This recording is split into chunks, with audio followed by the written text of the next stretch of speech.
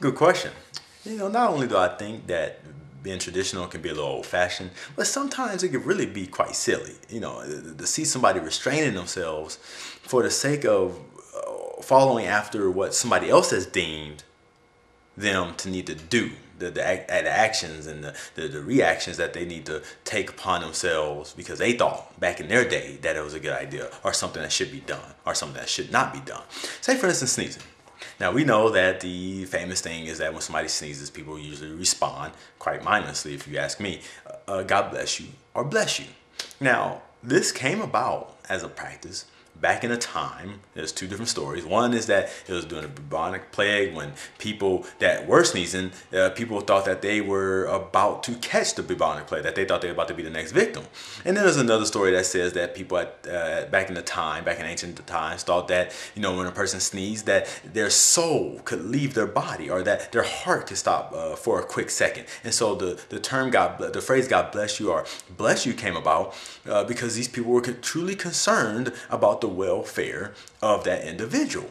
Now, today, of course, we understand that sneezing does not have your soul departing from your body, and we understand that sneezing doesn't mean that your health is at serious risk and that the next day you're going to be in the hospital. These are things that just happen day to day in our lives. It could be something as little as dust or allergies that can bring on the sneeze, so it's no big deal today.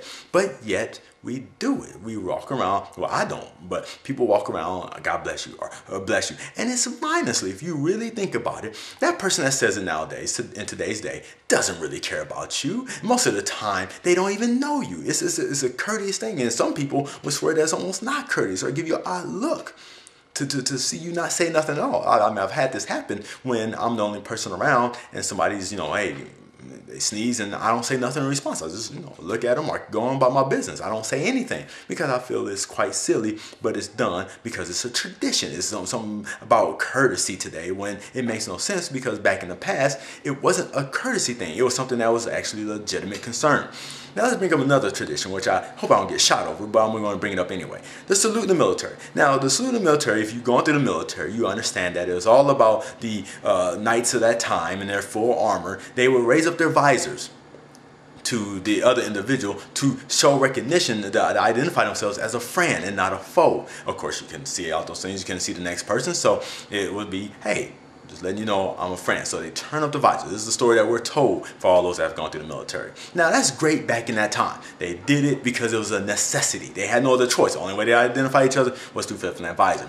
Well, today we identify ourselves with military ID cards, through the branch of service you're in being stenciled on your uniform, the uniform itself, and even your last name being on that uniform. So we don't have identity crisis going on here today. We know who our friends and who our foes are.